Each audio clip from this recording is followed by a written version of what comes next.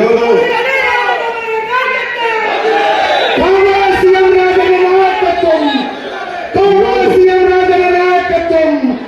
ఈరోజు ఏపూరి సోమన్న సోదరుడు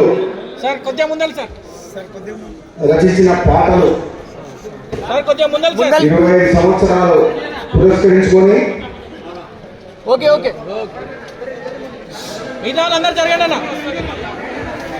పుస్తక ఆవిష్కరణ కార్యక్రమంలో పాల్గొంటున్న వేదిక నుంచిన పెద్దలందరికీ, మరో సోదరుడు గద్దరు వారసులు ఏపూరి సోమన్న తర్వాత గద్దరు నర్సింగ్ ఇద్దరు చూస్తే గద్దర్ గారి పాటలు గుర్తొస్తాయి, గద్దర్ గారి రూపం గుర్తొస్తుంది. ఆ గొంతు ఏంటంటే కళాకారులకు గర్వంగా ఈరోజు ప్రజల కోసం పాటలు పాడే వ్యక్తులు అంటే వీళ్ళు కళ్ళ కనబడుతున్నారు.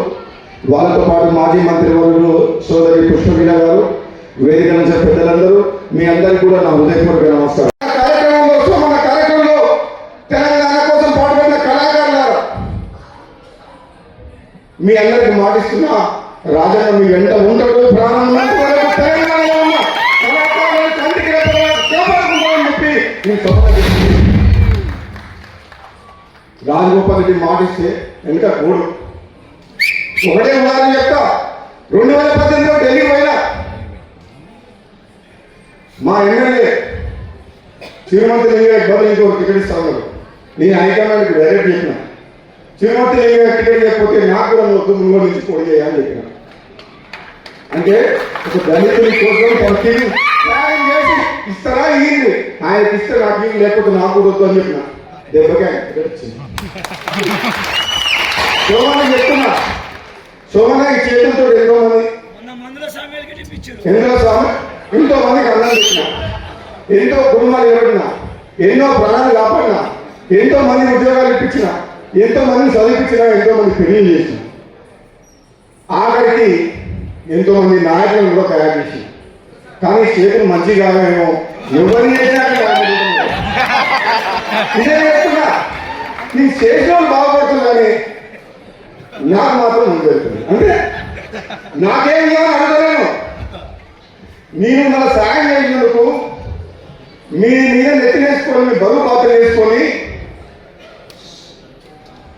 బహుజన పక్షాన బహుజన నాయకత్వాన్ని కాపాడుతున్నందుకు, వాళ్ళని ప్రోత్సహించి అన్ని రకాల అన్నదాన్ని గెలిపించినందుకు కృతజ్ఞత ఉంటే చాలు అని అంటున్నా. నాకేం అవసరం లేదు అంటున్నా. మళ్ళీ తిరిగి అవసరం లేదు.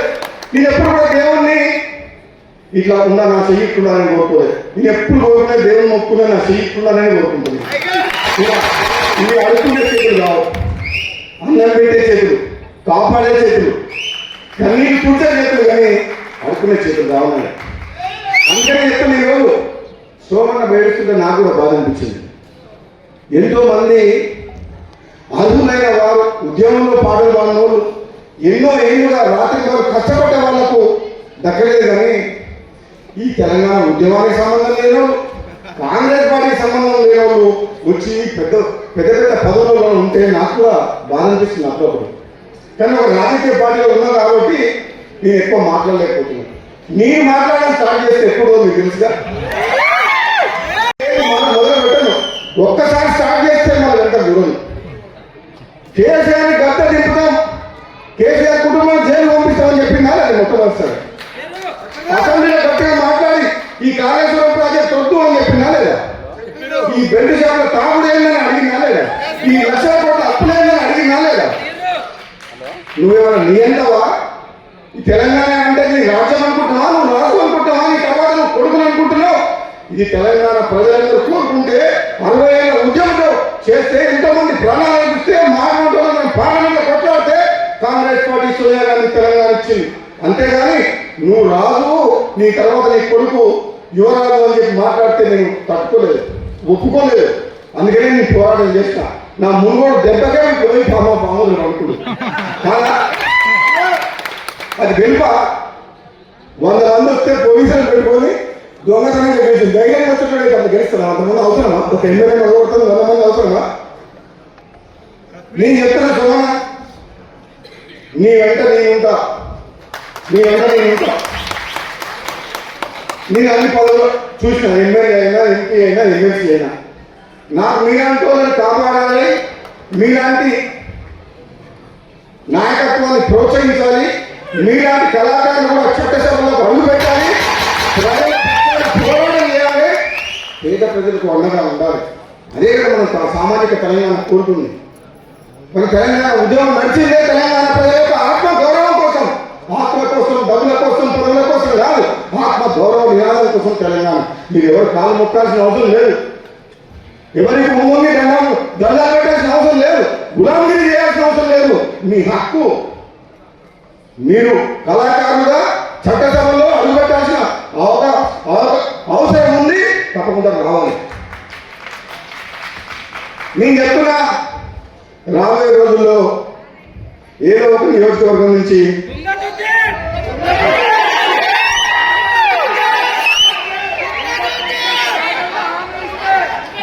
నేను ఒక్కసారి మాట్లాడితే వెనక ప్రాణం పోయినా సరే అది చేస్తుంటా. నా అప్పలకి పోయినా, ప్రాణం పోయినా, తుది శ్వాస వరకు ఇచ్చిన మాట కట్టుబడే ప్రయత్నం చేస్తున్నా.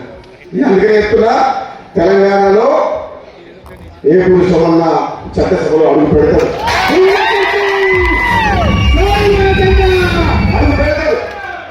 అడుగు పెట్టాల్సిన అవసరం ఉంది.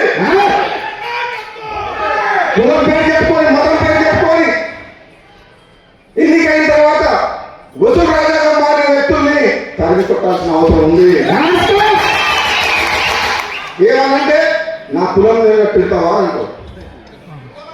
మంచి పనులు చేసినప్పుడే తిట్టం, కానీ చెడ్డ పనులు చేసి అవినీతి చేస్తే ఏ కులం వాళ్ళని తిట్టాలో. నిజాయితీ పనులు కావాలి అన్ని కులాల వాళ్ళు. తప్పుడు పనులు చేసుకుంటే కులాన్ని వాడుకోవడం మంచిది కాదు. ధర్మం, న్యాయం అన్ని కులాలకు ఒకటే ఉంటుంది. మానవత్వం ఉండాలి. ప్రజలు ఓటేసి గెలిపిస్తే వాళ్ళకి అండగా ఉండాలి, కానీ అహంకారం అనొద్దు, అహంకారం ఉండొద్దు. పదవి అనేది బాధ్యత కానీ కిరీటం కాదు. ఇప్పుడున్న నాయకులు చాలా మంది గెలిచే వరకు ఒకటిగా గెలిచిన పిల్లలే వస్తాయి, మారిపోతుంది. ఎక్కడికి వస్తున్నాయో పెద్ద పెద్ద కార్లు. అప్పటిదాకా నిజంగా సత్యహరిచంద్ర మాట్లాడతారు, గెలిచిన పిల్లలు ప్రయాణిస్తున్నారు. నేను ఎంతో మంది ఎమ్మెల్యేలకు సాయం చేసిన గెలుపు కోసం, టికెట్ల కోసం. నిజాయితీగా ఉంటున్నా, కానీ నా ఎవరు ఏమైనా ఉండరు. ఒక్కడే ఉంటా.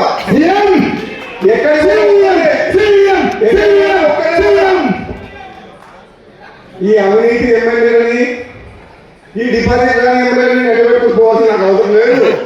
ఎందుకంటే నా వెంట ప్రజలు ఉన్నారు. ఈ మాసిపోయిన ఎమ్మెల్యే నాకు అవసరం లేదు. ఎంతసేపు డబ్బు డబ్బు డబ్బు, పదవి పదవి పదవి.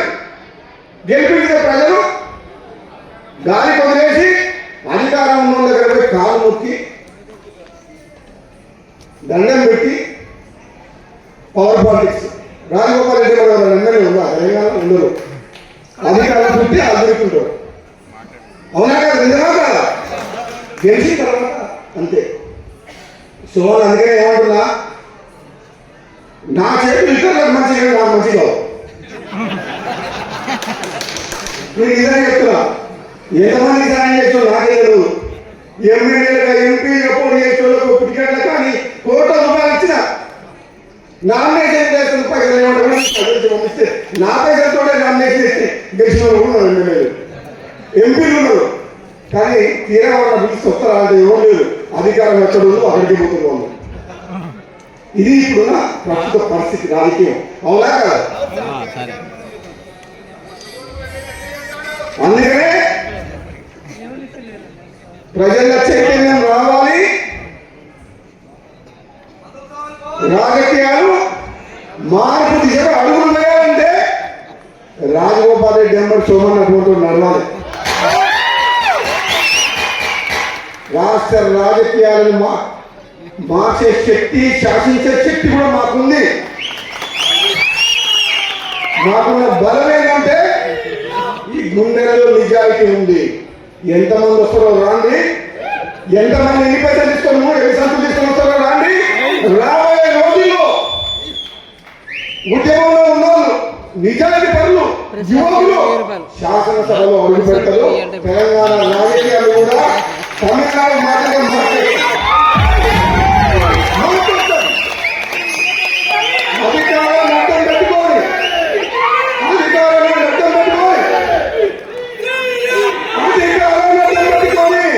అభివృద్ధి పేరు మీద లక్షల కోట్లు దోచుకుంటున్న వాళ్ళు ఎమ్మడి పడతాం. దోపిడీ వ్యతిరేకంగా పోరాటం చేస్తాం. నీవు నిజాయితీ పనులు అని చెప్పేసి మా సహనాన్ని, మా ఓపికని చేతగానితనంగా భావించొద్దు. అవసరం వచ్చినప్పుడు విద్యార్థుల కోసం, నిరుద్యోగుల కోసం, యువకుల కోసం, రైతుల కోసం, పేదల కోసం, మా అక్క చెల్లెల కోసం అవినీతికి వ్యతిరేకంగా పోరాటం చేసి యుద్ధం చేస్తాం. భయపడేది లేదు.